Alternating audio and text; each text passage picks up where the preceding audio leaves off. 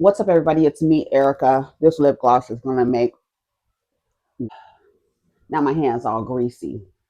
What's up, everybody? It's me, Erica. We are down here, girl, trying to get my lip gloss together. I put this lip gloss on. Eat them. I have a this one is burnt mochi. Oh, butter mochi. It's like a very. It's like oh no, this one is a clear one. I picked up the clear one. I have two. This the other one is burnt Malay. I think this one is butter mochi. This one is just white. The other one is almost like a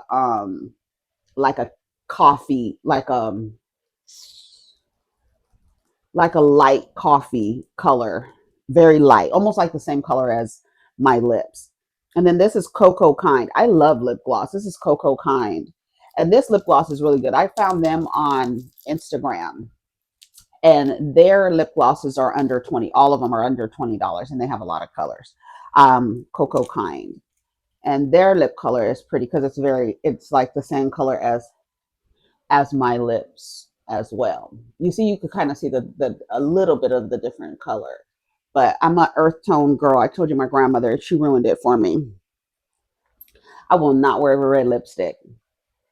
My grandmother told me one time my lips look like a horse's ass, a sheep's ass. Did she say a sheep's ass or a horse's ass? I think it was a horse's ass. And then she would ask me why did I have that pork chop grease on my lips when I used to wear lip gloss. Remember when lip gloss first came out, baby? You couldn't tell me nothing. And then when the colors came out, oh yes, baby. I was like, yes. Am I recording this? Okay. Is this recording? Oh, I gotta finish watching Cherry the Boom and T.S. Madison's interview on Outlaws. Girl, Cherry the Boom told this story about this man who she was supposed to go see. She was supposed to meet him in she was supposed to meet him in oh yeah, girl, no. No.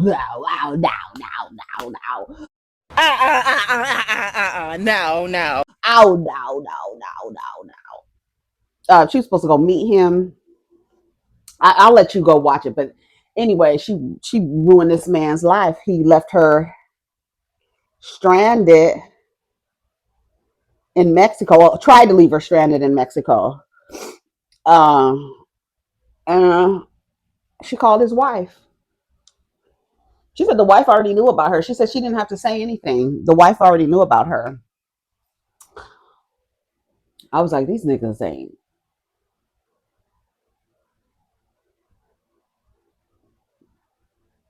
And then I was just listening to like the story behind Keith Urban and Nicole Kidman. You know they filed. I don't know who filed. Let me go. Let me go to the internet because I don't really know who filed. I just saw that they were getting a divorce. Somebody said it in the comments yesterday or the day before that Nicole Kidman and Keith Urban were getting a divorce.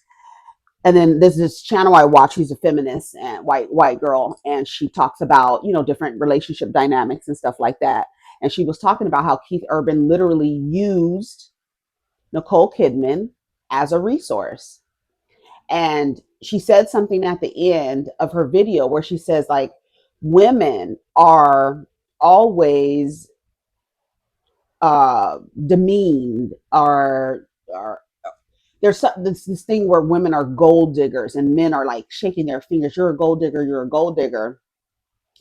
But then when these men are actually the gold diggers, because there's nothing more golden than shout out to Bourbon Bougie. She calls it a a housewife appliance.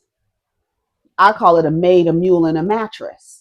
Everybody has their different sayings for the way that women show up as a object, one as an appliance, and two as a labor energy. All her energy is around labor. That is effective patriarchy. What women have in their head of patriarchy is men taking care of women. No, effective patriarchy is women are the resource and we use the women, right? What did I tell you the other day? Every single thing in this system of patriarchy is upside down. Whatever they call you, that's who they are. They call you a gold digger, they're actually gold diggers. Hello? She said it. She said it at the end of her video. According to reports, Keith Urban, what? Keith Urban's shocking cocaine clause in divorce filings. According to reports, Nicole Kidman and Keith Urban's prenuptial agreement included a clause stating that Kidman will pay Keith, that Kidman will pay, I feel like throwing up after saying that, pay him, girl, listen to this, pay him $600,000 for every year he stayed sober from cocaine during their marriage. No. Totaling an estimated $11 million since his rehab stint. It was gone. Let me just go in the bush and weep. Let me just go in the bush and weep. I just have to go in the bush and weep. Really. After 5 years, how many? $600,000 for every year.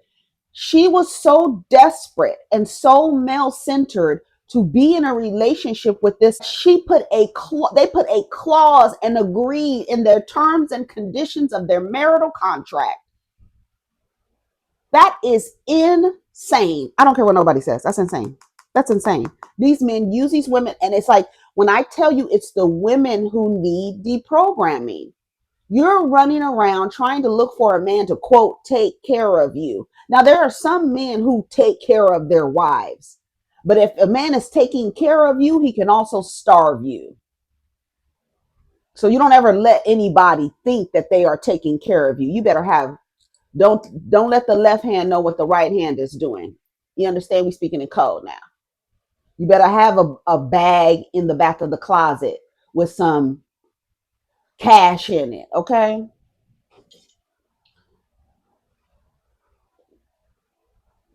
I cannot believe that. Let me read some of these comments. She gave him kids, a family herself, even paid him to keep up to keep off of drugs. Honestly, humanity owes everything to women because we're the ones who carry the weight. But there are so many of you who actually sign up for that. If you agree with gender roles, you are literally agreeing to be an appliance. You are literally agreeing to be a source of energy. You are literally agreeing to be a mule. You are literally signing up to be a maid. And some of y'all like it, thinking, oh, I'm just organized. What does Booty Hole Brown say? It just comes natural to me. Y'all take pride in being able to take care of someone. But then in your mind thinking, oh, I'm going to get married and I'm going to be this wife and this and what you're signing up for and what women figure out. Oh, bitch, I just signed up to be a maid, a mule, and a mattress, and I get room and board in exchange. That's all y'all get. Y'all want him to pay for everything? Now, there's this couple that I follow. It's an interracial couple, a black woman and a white man. I forgot what their last names are, but she makes wigs. Y'all probably follow her on Instagram. She makes wigs, and her husband is old, very old. He's old, very much older than her. White hair. She cuts his hair, stuff like that. She makes wigs. She has a wig room and everything. And she gives advice to women who want to live a soft life. And she attributes part of her soft life with finding a man who is able to afford and take care of the lifestyle that you want to live. Right? But this woman makes her own money. She makes wigs. She has, I'm sure she has a TikTok, Instagram. She's making her own money, but she's delivering a message that if you want to live a certain lifestyle, you have to have a man that's going to do the same thing, but not with these gender roles. Do you understand what I'm saying? Like when I see her, the relationship really looks mutually beneficial. And that is what I am not opposed to relationships. But when you're doing all the work and the labor and then actually acting like you take pride in it, Girl, go sit down and put your feet up or put them in a foot soak or something. Put some Epsom salt because I know you tired. You put a clause in your prenup so this motherfucker can stay off drugs. If I had a $600,000 incentive to a year to stay off of a drug, girl, I'm doing it. I'll find another drug to do. Thank you. I won't do coke, but I'll do something else. Girl, what kind of shit is that? No, it's you being male identified, male centered, a pick me who wants to be in a relationship so bad that you will pay a man to stay sober. Girl, that sounds insane to me. And is it raining? Is it raining? It is. Oh, girl, what I tell you, I love this season. Oh, I love at the end of summer, just strolling into fall. I love it. And I just love the overcast. It's been overcast for a couple of days. It's been now it's raining. It was sprinkling last night because I was like, I started wiping my window. I went to pick my son up from school last night. And I went to wipe like my windshield, like in the inside. And I'm like, what is this on the window, girl? It was sprinkling. I was like, what is going I was like, is it raining? Yes, it is. It says expect rain for the next hour. I'll be right back. Okay. I went outside to go dance in the rain, to do a little two-step in the rain. I got water on my glasses. I'm just going to let them stay. Okay. All right. So Keith Urban and Nicole Kidman, girl, no wonder she had to work so much. Why would she agree to that? She's a pick me. And this thing that women do, this like almost like a self-sacrifice that they do for men, gets on my damn nerves. It really does. What I don't know. Here we go. We about to mess. I should not have wiped the lens. Now I'm about to be frustrated. I told you yesterday I was cleaning these glasses. Not these glasses, the glasses over there. I was cleaning them. They're on my windowsill. I almost threw. I kind of threw them yesterday because I was mad. I literally almost started crying because I couldn't get those glasses. Because I couldn't get those glasses clean. They need some alcohol to cut the whatever oils are on there. Now she can bowl with it. I'm back. Okay, I haven't wasted too much time. Why would she do that? She's a pick me. Desperate for girl, what happened? The camera was like this, desperate for a man. Willing to sacrifice yourself, willing to abandon yourself, willing to martyr yourself. And they don't do the same thing. They don't do the same thing. So her mother recently died. And I guess she's grieving, and I don't think he can handle her grieving. He actually had the help that she provided him and the sacrifices that she made for him. He can't reciprocate. Her mother died, and now he can't. I don't know. They said somebody asked him how everything was going. We're doing all right, man. What? Isn't he Australian or something like that? I don't know, but or is he from New Zealand? I think he's from Australian. I think. Keith Urban. Hey Siri, where is Keith Urban from? Keith Urban was born in Cabaret. Where the hell is that? Where is that? Where is Whangarei? Here's an answer from Wikipedia. Oh, New Zealand. Thank you. You're welcome.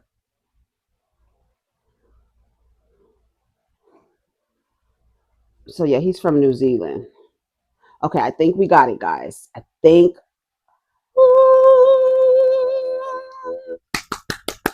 Yes, I can see clearly now. The oil is gone. I can see all the obstacles in my way. All right. Why would she do that? Like, why do you need to pay a man to be with you sober? That's beyond wild and, of course, not love. That's what I'm saying. I'm glad the women are in the comments. The fact that she had to pay her husband to stay sober is pretty sad. He should want to do it, one, for himself and two, for his family. She deserves someone better and taller. It is really horrendous that these private things between couples are made public. Assuming that is true, this is horrible for him. A marriage is public record, and so is a divorce. Now I finally get what Nicole meant when she said you can't save people, they gotta save themselves. Paying your husband to stay sober is wild. If he had any decency, he forfeit that. No, he's not gonna do that. It's not anyone's responsibility to keep someone sober. It is the addict's responsibility. You shouldn't have to have any incentive for someone to stay sober, not fair. May this kind of love never find me. Okay? Good for her. She obviously loved him enough to give it a shot and tried. This y'all gotta stop. It really almost seems like there is just this real consorted, organized, strategic effort to have you believe that patriarchy is one thing in the way that men show up. But then when you actually start participating in it, you see that it's actually you being used. You are the resource. If a man is, and you're operating in gender roles and you believe like what you saw on TV, that the man brings home the bacon and the woman is the domestic girl, that is not beneficial for you in the long run. You are going to abandon yourself, martyr yourself, sacrifice yourself. Like all of this stuff that Nicole Kidman, 600,000. I don't even know what to say because it's just amazing to me. It's amazing. I need to roll the weed up. This is terrible. That's terrible. Hello Canada magazine. This is the source of that. Terrible, terrible, terrible. This is crazy. She's a damn fool for that. She really is. She's a fool for that. She should not have agreed to that. Gina Huynh claims prosecutors tried to force the victim role on her during the Diddy case despite her maintaining she wasn't one. I was not trafficked. They insisted I was, even when I expressed my truth otherwise. Okay. Why are you so easily manipulated? Mush for brains. It says, this is from the neighborhood talk. It says, Gina, one of Diddy's former lovers, decided to write a letter. This is Gina, the one that Carisha said, "You a eater. I'll have Puffy make you do something." What'd she say? Let's see. Let me see. Gina, hold on. Gina Carisha. What she call her, a eater? That's so funny. AI overview says the search query Gina Carisha Eater refers to the public comment made by rapper Young Miami, whose real name is Carisha Brownlee, about model and designer Gina Huynh. The term was used in context of a public conflict between the two women over their past romantic connections to Sean P. Diddy Combs. Oh, it says the tweet is now deleted, but it said that um, academics reposted it. This is from February 26, 2024. Remember when Carisha said that Gina girl was a eater? None of y'all ain't asked how the fuck she knew all of that. I told y'all, man, them freak offs might have been facilitated by Carisha Maxwell. Oh, he's trying to call her Ghislaine Maxwell.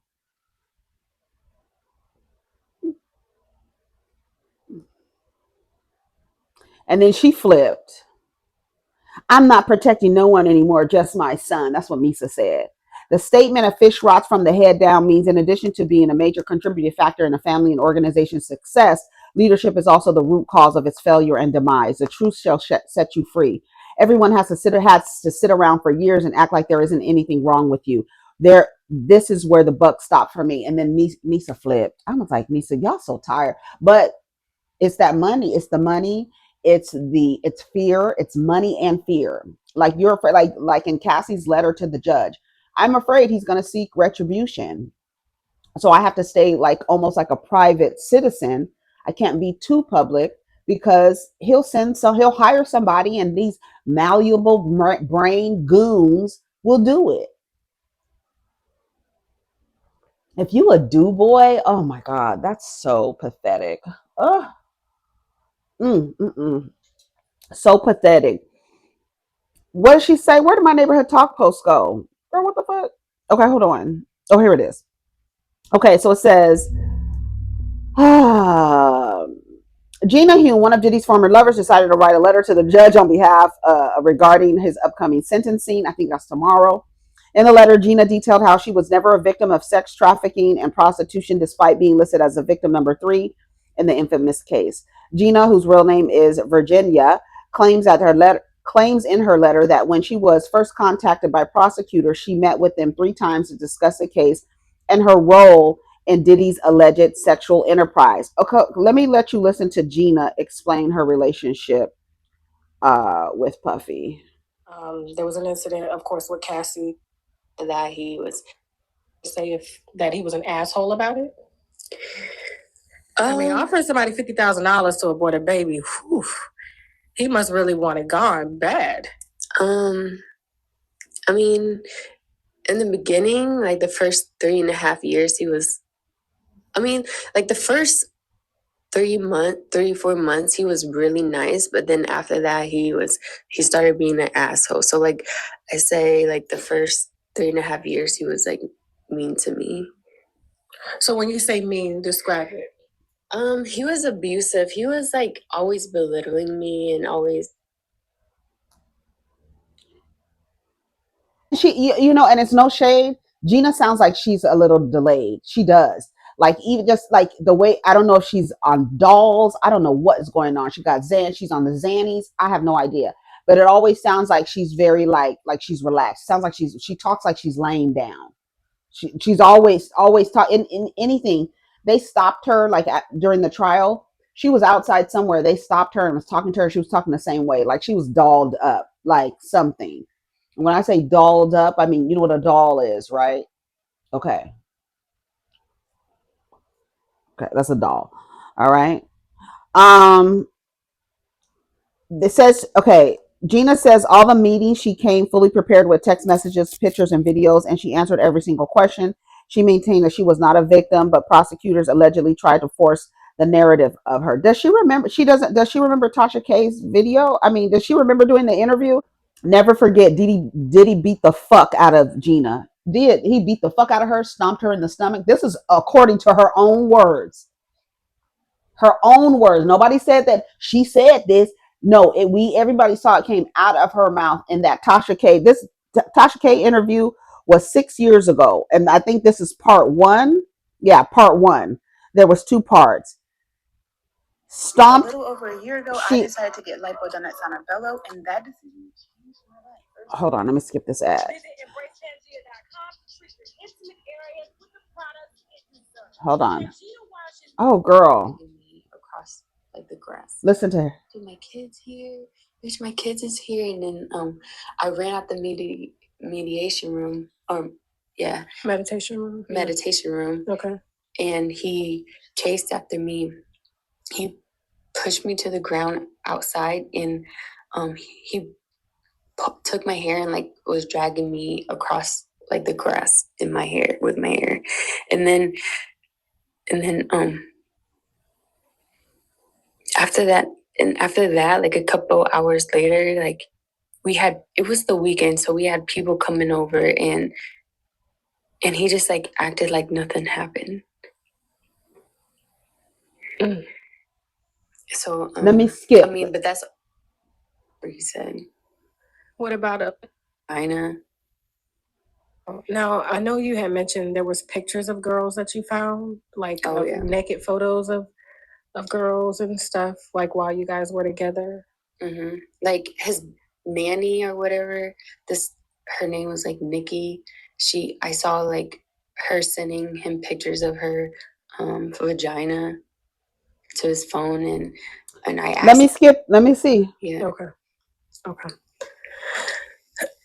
That's a lot. I mean, but that's all the time. Like every time. And when you say acting like nothing happened, like what were his man? Cassie knowing about you? Because she reached out to me.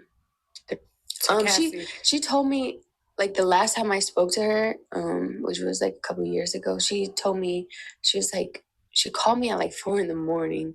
and was like, hey, I just had a dream and I just wanted to call you and tell you that I don't hate you, I don't have bad blood towards you or anything like that.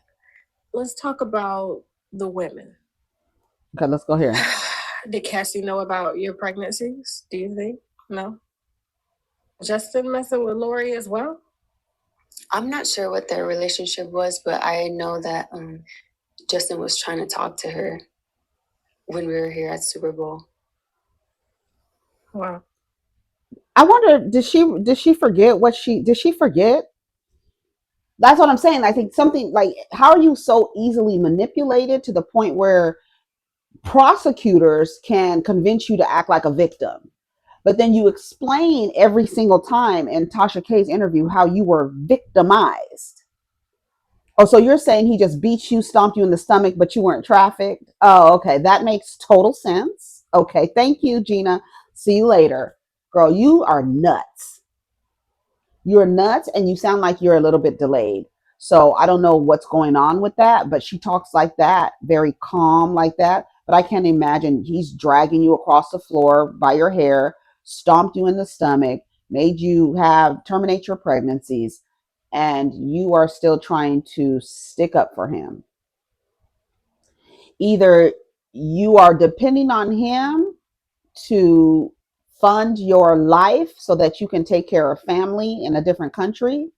That's what it's giving. It's giving, I'm willing to do what it takes to get to the money because my family needs money. That's what Gina's, like, the way that she's moving, that's what it seems like. It seems like somebody told her, bitch, don't you get too far away from that motherfucker. Be close to him, because when he gets out, hopefully he'll compensate you. He probably won't. He probably punch you in the face. But you weren't trafficked. That's really sad. Gina says, during those meetings, I felt pressure to feel like a victim.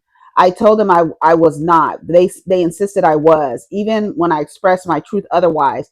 I understand they concluded that I had been sex trafficked and involved in forced prostitution. I do not agree with that conclusion. I was not trafficked. I did not engage in prostitution with him or others. You don't know. Let me tell you something about these niggas. These niggas will buy. These niggas buy y'all. You, especially you groupies that be in the entertainment industry circles, in the athletic and the sports entertainment circles. They pass y'all around. That's why they call you pass arounds. You don't even know you're being passed around. These niggas will buy you off of the other one. He will give him money and be like, all right, I'm not messing with her anymore. And then you think I got the next nigga. I'm with the next nigga now. Girl, they didn't exchange money for you. So you might not know you engaged in prostitution, but you were probably paid. Somebody was probably paid to have sex with you. So you were engaging in prostitution. Sorry, girl, but it is what it is. And that's why you're like, I wasn't passed around. You thinking you wasn't passed around because you thinking that you're in this consensual relationship with this guy, and I'm not in this relationship with this guy anymore. So I'm going to go to the next guy. I'm dating the next guy. But the only reason why he's messing with you, because men see women as property. So if he's messing with you, he's gonna say, "Oh, I kind of want to fuck with her, but she messing with you. What's up with you? What's up with you and Gina? What's up with you and Gina? Oh, nothing really. We just fucking around. You know, we do a little whoop wop bam, a little traveling, a little da da da da wah wah wah. Yeah, she looked kind of nice. She what? I mean, how she? What she? Yeah, she do her thing, my nigga. She do her thing, my nigga. Well, whenever you ready to let her go, let me know. I got you.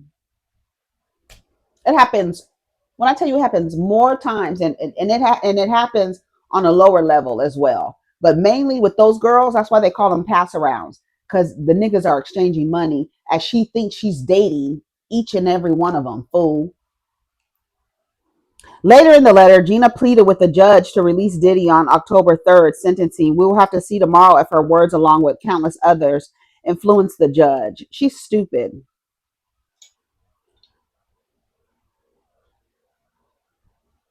She's coming home. She want all that money. After them lawyer fees, how much money you think Puffy is gonna have? After he done put everything in everybody else's name, how much money you think he's gonna have with all these lawyer fees? Somebody said, good girl, loyalty should be rewarded.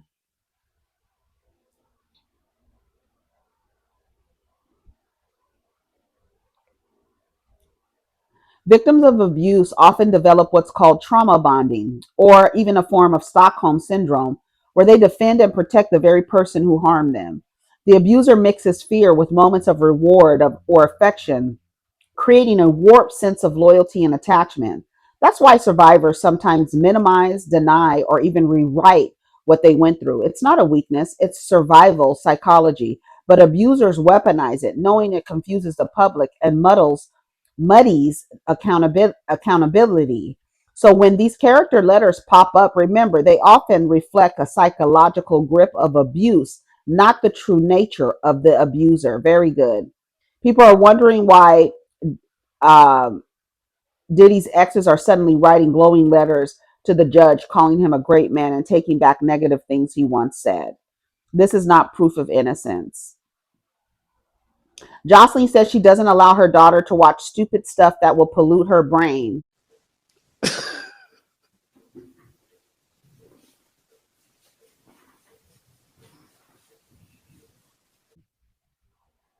No confusion allowed in my home.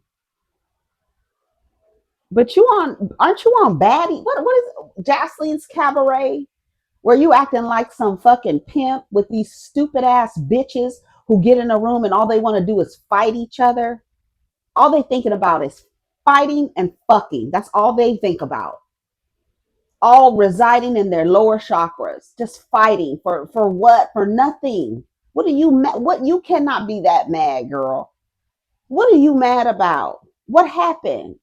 Y'all be going to Joseline's Cabaret. You need to be going to Dr. Jill for some psychological help. Because the fact that you bitches want to fight every time you see it, well, let's go, looking all stupid. And y'all, when I tell you, every time I see a clip from Baddies or what's the other one, Cabaret, I be like, you bitches look stupid as fuck, and you too old. I could see if the girls are 18 to 25 when their brains are still mushy. But after 25, if you over 25 on any of these shows, something is wrong with you. Hopefully these women are between 18 and 25. Then I can understand kind of their like impulse and their irrational and their like the way that they move. You could kind of understand it because their brains aren't fully there yet. So impulsivity and decision making is off. So they're quick to fight. But I don't under I just I and then like it completely wrecks your nervous system. So not only are you drinking, you're probably popping pills, you're probably doing lines, you're probably doing something, you're probably drinking. So not only is your nervous system out of whack, you're melting your organs with the drug use and the alcohol abuse. And then after 18 and 25, now you want to have a kid, and all of a sudden everything is, oh, I used to be on baddies, now I'm changing this and that. And oh, come on, girl, shut up. What are you? And they be squaring up. And now my whole thing is, why are you acting like you are developing a cabaret? Why don't you develop a boxing team? Hello? Why don't you develop a boxing team and actually compete? Because these girls want to box. So why don't you instead of trying to get them to slide up and down a motherfucking pole, if they want to fight, every time they see each other, they want to fight, call somebody in and develop a boxing team, not a fucking strip club. Because all these bitches do is fight, fuck, and do drugs. And I get it. You want to have a good time. You want to be on TV, but y'all be looking so stupid, and it's gonna last forever. You're able to look back on it and see how stupid you were when you were in your early 20s. But Joseline, the head bitch in charge of the cabaret, says she don't want her daughter exposed to this shit until she grows up. I'm all for age appropriate You know, like she definitely should not be watching. She definitely, nobody under the age of 16, 17 should be watching Zeus. Any programming on Zeus should not be watched. Like like that's literally the on the frequency on the dial. It's all the way at the end. It's AM. It's at the end.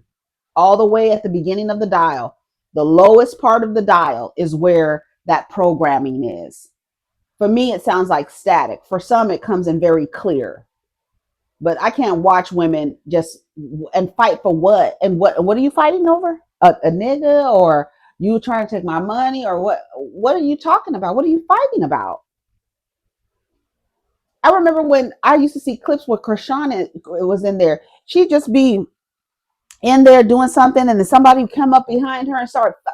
I'm not I'm not filming no show where somebody can just come up behind me and beat me up. Try to beat me up. Girl, I can't. This is stupid. Some of y'all stupid as fuck. I cancel an app that my daughter watches and I don't like what they're showing. So I canceled the subscription. It has nothing to do with no messy shit or no Zeus or nothing to do with even me. I don't want my 8-year-old watching stupid shit until she's old enough to watch, because they're not polluting her brain. She's a genius and it will stay that way. No confusion allowed in my home. It's ironic. One thing about Joseline, she gonna make sure Bonnie Bella is better than she was, and I love that for her. The confusion is already in the home when your mother is pimping girls out on Zeus and your daddy is Stevie J. Thank you. Shout out to Rodney the Voice. Y'all acting like her show is for kids. If you let your child watch Zeus Network, that's on you, but kudos to her for protecting her child's developing brain. Hitman Stevie J claps. Her father is the head of the creep squad. God bless that child.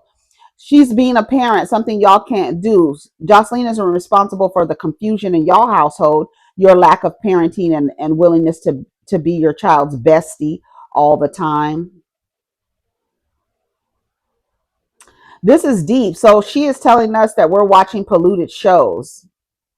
If you don't think that what you're watching on Zeus is pollution, then that's how it goes. I gotta go. Take care of each other. Protect your energy. I gotta go. I gotta make another video. This video got too long. I don't even know. Keith Urban. Who we talk about? Keith Urban, Gina, and Joseline saying that Bonnie Bella can't watch trash TV. No child should be watching trash TV. That's something like, again, age appropriate. Age appropriate. Age appropriate. Okay. And if you don't know what are shows that are appropriate for I don't know what grade she's in. Just by the looks of her, she looks like she's might be in the 3rd or 4th grade. I don't know how old Bonnie Bella is. Let me go to Joseline's page, because I know she posted a thing of her going back to school after the summer. And I'm trying to figure out what grade she's in. Hold on, let me see. And she got all this fighting on her page. And then look at, here go Bonnie Bella in the middle. Girl, this is crazy as hell. Okay, let me see when Bonnie Bella went to school. Okay, here it is. How old is she? Hey Siri, how old is Joseline Hernandez's daughter, Bonnie Bella? Here's what I found. Bonnie Bella Jordan.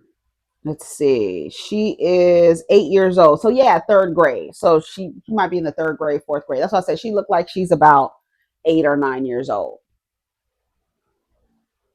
If you don't know what shows are good for 8 or 9, go Google it. Google what are good shows for an 8 and 9-year-old to watch. I was watching all kind of shit. MASH, MASH, Three's Company, all kind of shit. I was watching the stories. You get a lot of shit from the stories. You learn a lot of stuff. Anyways, I'm gonna go. Take care of each other. Protect your energy. Protect the babies. Let's get down in the comments. Peace.